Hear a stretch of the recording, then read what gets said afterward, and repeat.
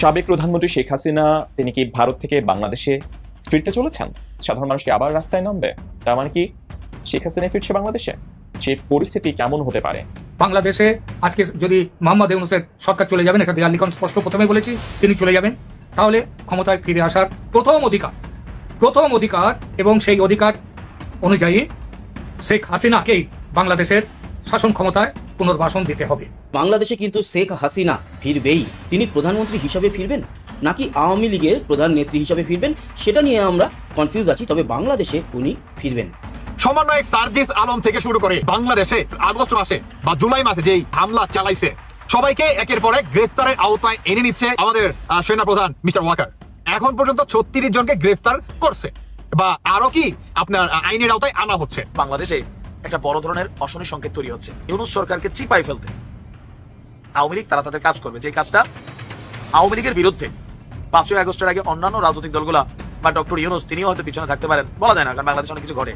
আর শেখ হাসিনা তো মাথা পুরো ইউনূসের দিকে যায় রয়েছে যে তিনি মেটিকুলাস প্ল্যানার। ব্রিটেন ও কানাডার পর বাংলাদেশে সন্ত্রাসী হামলার আশঙ্কার কথা এবার জানিয়েছে মার্কিন যুক্তরাষ্ট্র। এমন আশঙ্কার কথা জানিয়ে ইউএস এর স্টেট ডিপার্টমেন্ট বাংলাদেশে ভ্রমণের জন্য সতর্কতা জারি করেছে। নতুন এই সতর্কতায় বাংলাদেশকে লেভেল 3-তে ফেরানো হয়েছে, যেখানে বলা হয়েছে বাংলাদেশ নিরাপত্তার জন্য গুরুতর ঝুঁকিতে আছে। জাতীয় নাগরিক পার্টি, সরকারি দল বা কিংস পার্টি, যেভাবেই আমরা বলি না কেন, এই দলটির নেতারা তারা ক্ষণে ক্ষণে ভোল পাল্টাচ্ছেন। তারা তাদের কোনো কথাতেই স্থির থাকতে পারছেন না, না পারারই কথা যদি কাজে কল। আসসালামু আলাইকুম দর্শক, ভিডিওর শুরুতে কয়েকটি ভিডিও ফুটেজের অংশ বিশেষ আপনারা দেখেছেন। ভিডিওগুলো দেখেই বুঝতে পেরেছেন আজকের এই ভিডিওটি কতটুকু গুরুত্বপূর্ণ হতে চলেছে। তাই সবাইকে বলবো না টেনে একটু ধৈর্য ধরে সবগুলো ভিডিও আপনারা দেখবেন। তো চলুন প্রিয় দর্শক, কথা বাড়াবো না, সরাসরি মূল নিউজে চলে যাবার আগে সবাইকে বলবো যারা এখন পর্যন্ত আমাদের এই চ্যানেলটি সাবস্ক্রাইব করেনি, প্রতিনিয়ত এই ধরনের সকল প্রকার নিত্য নতুন আপডেট নিউজগুলো পেতে আমাদের চ্যানেলটি সাবস্ক্রাইব করে আমাদের সাথে থাকবেন।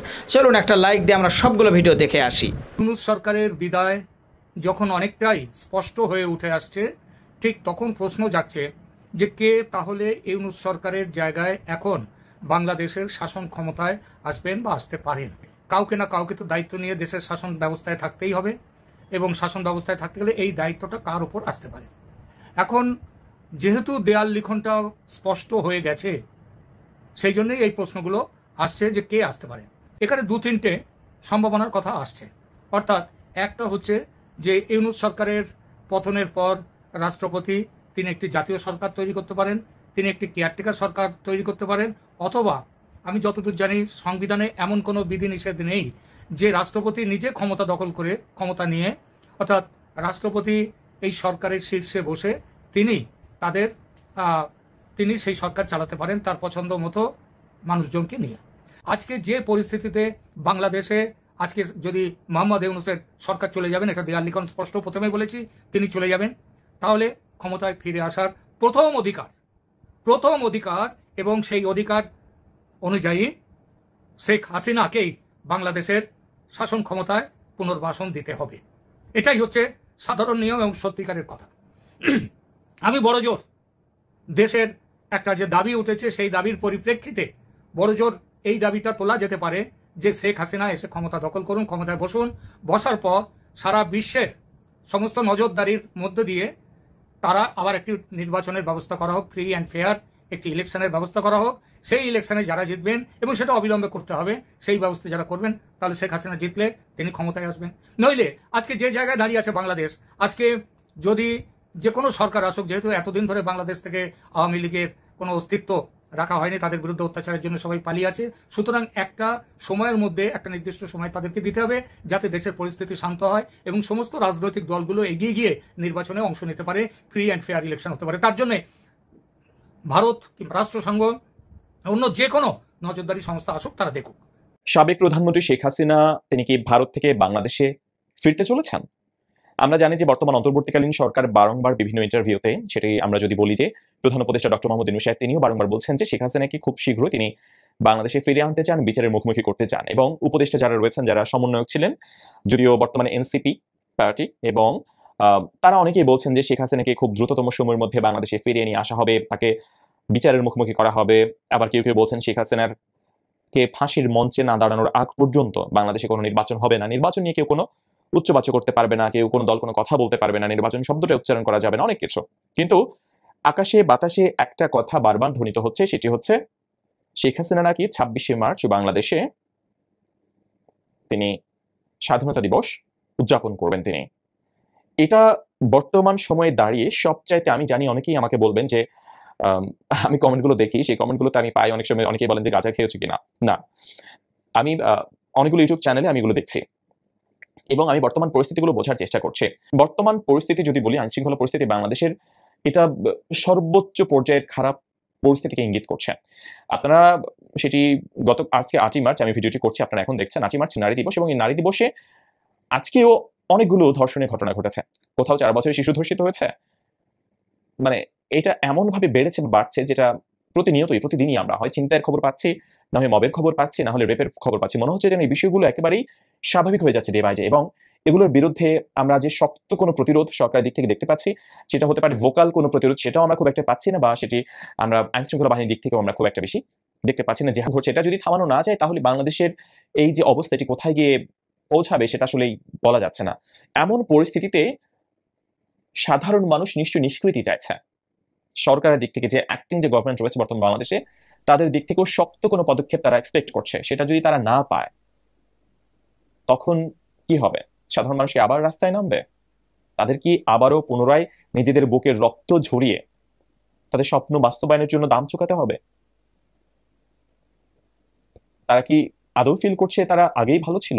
কারণ এর মধ্যে আমরা অনেক ফেসবুক সেলিব্রিটিকে দেখতে পাচ্ছি যারা স্ট্যাটাস দিচ্ছেন। অনেকেই 1.5 মাস আগে 2 মাস আগে স্ট্যাটাস দিয়েছিলেন আগেই ভালো ছিলাম, 1.5 মাস 2 মাস পরে এখন অনেকেই ডিরেক্টলি এখন লেখার চেষ্টা করছেন বা লিখছেন। অনেকেই কেউ লিখেছেন, আমি দেখেছি ফেসবুকে, ব্রিং ব্যাক শেখ হাসিনা, এমন স্ট্যাটাস আমি দেখতে পাচ্ছি। তার মানে কি শেখ হাসিনা ফিরছে বাংলাদেশে? সেই পরিস্থিতি কেমন হতে পারে? আমাদের প্রধান উপদেষ্টা ডক্টর মোহাম্মদ ইউনূস, তার সরকার বলছেন, বা ডক্টর ইউনূস বলছেন, পতিত স্বৈরাচার মানে শেখ হাসিনার সরকার বা তারা যারা নেতাকর্মীরা ছিলেন, বাংলাদেশে নৈরাজ্য সৃষ্টি করতে বিপুল পরিমাণ অর্থ বিনিয়োগ করেছে। এই যে হিজবুত তাহরির নামছে, এটা নিয়ে বলা হচ্ছে যে এখানে আওয়ামী লীগের নেতাকর্মীরা হিজবুত তাহরির ছদ্মবেশে নামছে। এইটা একটা কমন ওয়ার্ড হয়ে গেছে এখন এই দেশে যাই ঘটে, আওয়ামী লীগ, যুবলীগ, ছাত্রলীগ, এই দৃশ্য আপনাদের খেয়াল নাই? আওয়ামী লীগ ক্ষমতা থাকতে এই দেশে যাই ঘটতো, বিএনপি জামাত জামাতের উপর বেশি দিত জঙ্গি। এই ঘটনাগুলো কিন্তু আমরা দেখতাম। ফাঁকি দিয়ে অনেক ছাত্রলীগ, আওয়ামী লীগ, যুবলীগের নেতাকর্মীরা অপকর্ম করে কিন্তু বাইচা যাইতো। আজকের দিনেও গণমাধ্যমে আমরা যখন নিউজ দেখছি, পতিত স্বৈরাচার শক্তি শুধু নাকি রানিং যারা নতুন ডেভিল হিসেবে আত্মপ্রকাশ করছেন, জামাত, বিএনপি, আরো বিভিন্ন নামে বেনামে বিভিন্ন মানুষ, ব্যক্তিগত দ্বন্দ্ব, এগুলো তো আওয়ামী লীগের সাথে কানেক্টেড না। আপনি যখন একটা অপরাধকে বা যে কোনো অপরাধকে একটা নির্দিষ্ট মাপকাঠিতে ট্যাগ করে দিবেন, বাকি যারা অপরাধী, ক্রিমিনাল, তারা কিন্তু টেকনিক্যালি সেখান থেকে বের হয়ে যায়, ছাড় পেয়ে যায়। এখন হ্যাঁ, পলিটিক্যালি আওয়ামী লীগের যে বিভিন্ন ফোন আলাপগুলো ভাইরাল হয়েছে, সেইখানে শেখ হাসিনার ফোন কলগুলো থেকে এইটা সরকার বলতেই পারে যে দেশের বর্তমান পরিস্থিতিকে খারাপ করতে বা ইউনূস সরকারকে চিপাই ফেলতে আওয়ামী লীগ তারা তাদের কাজ করবে। যে কাজটা আওয়ামী লীগের বিরুদ্ধে 5ই আগস্টের আগে অন্যান্য রাজনৈতিক দলগুলা বা ডক্টর ইউনূস তিনিও হয়তো পিছনে থাকতে পারেন, বলা যায় না, কারণ বাংলাদেশে অনেক কিছু ঘটে। আর শেখ হাসিনা তো মাথা পুরো ইউনূসের দিকে যায় রয়েছে যে তিনি মেটিকুলাস প্ল্যানার। যে জাতিসংঘ সেনাবাহিনীকে মেসেজ দিছে, এই খবর কি শেখ হাসিনা জানতো না? এরকম ইন্টারন্যাশনাল অনেক কিছু হয়েছে। এখানে মাঝে মাঝে শুনছি কি বিটকয়েন পাইছে কত বিলিয়ন ডলারের, মিলিয়ন ডলারের, এরকম আলোচনা আছে। তো আওয়ামী লীগও এখন স্বাভাবিকভাবে তারা কিন্তু ইউনূস সরকারের শান্তি দিবে না। তবে অধিকাংশ আওয়ামী লীগের নেতারা কিন্তু পলাতক, অরিজিনাল যারা আওয়ামী লীগের নেতাকর্মী এরা সবাই পলাতক। তাহলে ঘটনাগুলো কারা ঘটাচ্ছে? আওয়ামী লীগ হইতে পারে, রানিং ঘটনা হইতে পারে। তো বলা হচ্ছে যে এই মুহূর্তে শেখ হাসিনা আওয়ামী লীগকে নিয়ে কলকাতাতে তাদের হেডকোয়ার্টার বানাইছেন। এখান থেকে বাংলাদেশ থেকে পলাতক ম্যাক্সিমাম আওয়ামী লীগের নেতারা সবাই কলকাতাতে আছেন। সেখানে বিভিন্ন জায়গায় তারা মিটিং করেন, বৈঠক করেন, এমনকি বাংলাদেশে কি কি ঘটানো যাবে এ নিয়ে তারা পরিকল্পনা করেন, এমনকি বাস্তবায়নের জন্য এই দেশে এক শ্রেণীর মানুষকে তারা ব্যবহার করেন। এজ এ রেজাল্ট গত 1 সপ্তাহে যা দেখছি এগুলা, আপনার কি মনে হয় সবকিছুর পেছনে কি শুধুমাত্র আওয়ামী লীগ নাকি অন্যান্য শক্তিগুলো কাজ করছে? ব্রিটেন ও কানাডার পর বাংলাদেশে সন্ত্রাসী হামলার আশঙ্কার কথা এবার জানিয়েছে মার্কিন যুক্তরাষ্ট্র। এমন আশঙ্কার কথা জানিয়ে ইউএস এর স্টেট ডিপার্টমেন্ট বাংলাদেশে ভ্রমণের জন্য সতর্কতা জারি করেছে। নতুন এই সতর্কতায় বাংলাদেশকে লেভেল 3-তে ফেরানো হয়েছে, যেখানে বলা হয়েছে বাংলাদেশ নিরাপত্তার জন্য গুরুতর ঝুঁকিতে আছে। ইউএস স্টেট ডিপার্টমেন্ট বাংলাদেশে ভ্রমণের বিষয়ে তার নাগরিকদের পুনর্বিবেচনা করার পরামর্শ দিয়েছে। বাংলাদেশের সাথে পাকিস্তানকেও ভ্রমণ সতর্কতার ক্ষেত্রে একই ক্যাটাগরিতে রেখেছে ট্রাম্প প্রশাসন। ডোনাল্ড ট্রাম্প ক্ষমতায় আসার পর এই প্রথম বাংলাদেশের ক্ষেত্রে এমন ভ্রমণ সতর্কতা দিল মার্কিন যুক্তরাষ্ট্র। এর আগে 13 ফেব্রুয়ারি ব্রিটেন এবং 6 মার্চ কানাডা একই ধরনের ভ্রমণ সতর্কতা জারি করেছিল। বিশ্লেষকরা বলছেন এ ধরনের সতর্কতা বাইরের দেশগুলোর বিনিয়োগ সহ অনেক কিছুতে প্রভাব ফেলবে। 7 মার্চ বাংলাদেশ সময় মধ্যরাতে ট্রাম্প প্রশাসনের পক্ষ থেকে ইউএস স্টেট ডিপার্টমেন্ট বিশ্বের 126টি দেশে ভ্রমণের জন্য সতর্কতা জারি করেছে। লেভেল 1 থেকে 4 পর্যন্ত 4টি ভাগে ভাগ করে মার্কিন সরকার তার নাগরিকদের জন্য ভ্রমণ সতর্কতা নোটিশ জারি করে থাকে। যেই 126টি দেশ সম্পর্কে সতর্ক বার্তা দেওয়া হয়েছে তার মধ্যে লেভেল 1 ক্যাটাগরিতে কোনো দেশের নাম নেই। লেভেল 1 হলো নিরাপত্তা এবং নিরাপত্তা ঝুঁকির জন্য সর্বনিম্ন পরামর্শমূলক স্তর। লেভেল 2 ক্যাটাগরিতে আছে 80টি দেশের নাম। এশিয়ার মধ্যে চীন ও শ্রীলঙ্কাকে এই ক্যাটাগরিতে রাখা হয়েছে। তবে এই ক্যাটাগরির দেশগুলোতে যারা ভ্রমণ করতে চায় তাদেরকে সতর্কতা অবলম্বন করতে বলা হলেও বিশেষ কোনো নির্দেশনা দেওয়া হয়নি। লেভেল 3 ক্যাটাগরির অধীনে রাখা হয়েছে 23টি দেশকে, যার মধ্যে আছে বাংলাদেশ ও পাকিস্তানের নাম। এই ক্যাটাগরির দেশগুলোতে যুক্তরাষ্ট্র তার নাগরিকদের ভ্রমণের জন্য নিরুৎসাহিত করে থাকে, বিশেষভাবে পরামর্শ দিয়ে থাকে নিরাপত্তা ও নিরাপত্তার জন্য গুরুতর ঝুঁকির কারণে নাগরিকদের এই দেশগুলোতে ভ্রমণের বিষয়টি পুনর্বিবেচনা করা উচিত। বাংলাদেশের সম্পর্কে ইউএস স্টেট ডিপার্টমেন্ট বলছে, অস্থিরতা, অপরাধ ও সন্ত্রাসবাদের কারণে বাংলাদেশকে লেভেল 3 ক্যাটাগরিতে রাখা হয়েছে। সেজন্য বাংলাদেশে যুক্তরাষ্ট্রের নাগরিকরা ভ্রমণের বিষয়টি অবশ্যই পুনর্বিবেচনা করা উচিত। আরো বলা হয়েছে, বাংলাদেশের কিছু এলাকায় ঝুঁকি বেড়েছে। এই ক্যাটাগরির গুরুত্বপূর্ণ পয়েন্ট হলো, যুক্তরাষ্ট্রের স্টেট ডিপার্টমেন্ট বাংলাদেশের সন্ত্রাসী হামলার আশঙ্কা করছে। সতর্ক বার্তায় বলা হয়েছে, বাংলাদেশের সন্ত্রাসীরা পর্যটন স্থান, পরিবহন কেন্দ্র, বাজার বা শপিং মল, রেস্তোরাঁ, উপাসনালয় ও শিক্ষা প্রতিষ্ঠানের জনসমাগম এলাকাগুলোতে সন্ত্রাসবাদী হামলা চালাতে পারে। নিরাপত্তা উদ্বেগের কারণে বাংলাদেশে মার্কিন দূতাবাসের কর্মীদের কিছু ভ্রমণ বিধিনিষেধের আওতায় আনা হয়েছে। এখন থেকে দূতাবাসের কর্মীরা জরুরি প্রয়োজন ছাড়া ঢাকার বাইরে ভ্রমণ করতে পারবে না। তবে বাংলাদেশের পার্বত্য চট্টগ্রাম অঞ্চলকে লেভেল 4 এ রাখা হয়েছে, যার অর্থ হলো ওই অঞ্চলে মার্কিন নাগরিকদের যাওয়া সম্পূর্ণ নিষিদ্ধ। আফগানিস্তান সহ বিশ্বের 21টি দেশকে ভ্রমণ নিষেধাজ্ঞার ক্ষেত্রে লেভেল 4 এ রেখেছে US State Department. Sheikh Hasina সরকার পতনের পর 6 আগস্ট বাংলাদেশকে লেভেল 4 এ ফেলে ভ্রমণ নিষেধাজ্ঞা দিয়েছিল যুক্তরাষ্ট্রের স্টেট ডিপার্টমেন্ট। তবে তখনকার বাইডেন প্রশাসন পরদিনই অর্থাৎ 7 আগস্ট এই নিষেধাজ্ঞা তুলে নিয়েছিল। যুক্তরাষ্ট্রের ভ্রমণ পরামর্শ নিয়মিতভাবে পর্যালোচনা করে থাকে স্টেট ডিপার্টমেন্ট। সাধারণত লেভেল 4 এর নিষেধাজ্ঞা একবার দিলে সেটি 6 মাসের আগে পর্যালোচনা করা হয় না, কিন্তু তখন বাইডেন প্রশাসন একদিনের মধ্যেই সেই নিষেধাজ্ঞা তুলে নিয়েছিল। 12 আগস্ট বাইডেন প্রশাসনের জারি করা নোটিশে বলা হয়েছিল, ডক্টর মোহাম্মদ ইউনূস একটি নতুন অন্তর্বর্তীকালীন সরকারের নেতৃত্ব দিচ্ছেন, যা নিরাপত্তার সমস্যার সমাধানের জন্য কাজ করছে। কারণ বাংলাদেশি সেনাবাহিনী দেশব্যাপী মোতায়েন করা অব্যাহত রয়েছে এবং পুলিশ ধীরে ধীরে তাদের পদে ফিরে আসছে। তখন দেশব্যাপী ভাঙচুর, অগ্নিসংযোগ ও হামলার ঘটনা ঘটছিল। বিশেষ করে সংখ্যালঘুদের উপর হামলার অনেক ঘটনা ঘটলেও বাইডেন প্রশাসন ভ্রমণ নিষেধাজ্ঞা তুলে নিয়েছিল, যেটি সচরাচর হতে দেখা যায় না। দর্শকের আগে যুক্তরাজ্য বাংলাদেশের সন্ত্রাসী হামলার আশঙ্কা প্রকাশ করে গত 13 ফেব্রুয়ারি ভ্রমণ সতর্কতা জারি করেছিল। যুক্তরাজ্যের ওই সতর্কতায় বলা হয়েছে, বাংলাদেশ সন্ত্রাসী হামলার উচ্চ ঝুঁকিতে আছে। দেশটি বাংলাদেশে অবস্থানরত ও আগত ব্রিটিশ নাগরিকদের সতর্ক থাকার পরামর্শ দিয়েছিল। সেই সতর্কবার্তা এখনো জারি আছে। ব্রিটিশ সরকারের মতে, বাংলাদেশে ব্রিটিশ নাগরিক ও যুক্তরাজ্যের স্বার্থ সংশ্লিষ্ট স্থানগুলোতে হামলার ঝুঁকি রয়েছে। বিশেষ করে জনাকীর্ণ এলাকা, ধর্মীয় উপাসনালয়, রাজনৈতিক সমাবেশে নির্বিচারে সন্ত্রাসবাদী হামলা হতে পারে।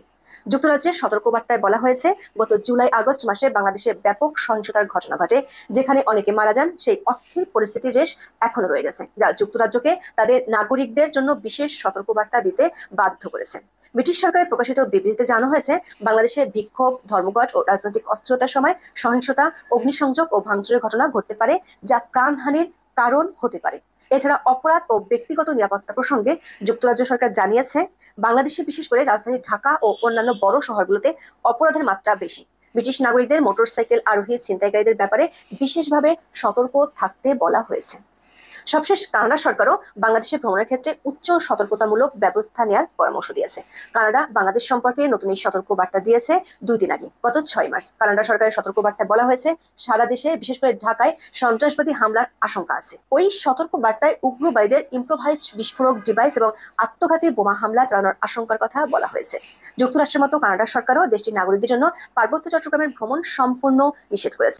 প্রিয় দর্শক শ্রোতা, যে ভিডিওগুলো নিয়ে আজকে আপনাদের সম্মুখে হাজির হয়েছিলাম, সেই ভিডিওগুলো কিন্তু ইতিমধ্যেই আপনারা দেখে ফেলেছেন এবং সকলের কথাগুলো শুনে ফেলেছেন। তো অবশ্যই এবার আপনাদের মূল্যবান মতামত জানানোর পালা। আপনাদের কি মনে হয়, কি জানলেন বুঝলেন এই ভিডিও থেকে, সেটা অবশ্যই এখন আপনারা এই ভিডিওর কমেন্ট বক্সে আপনাদের মূল্যবান মতামত জানিয়ে দিন। আর হ্যাঁ, সবাইকে বলবো, আমাদের এই চ্যানেল কিন্তু প্রতিনিয়ত এই ধরনের সকল প্রকার নিত্য নতুন আপডেটগুলো আমরা সবসময় দেওয়ার চেষ্টা করি।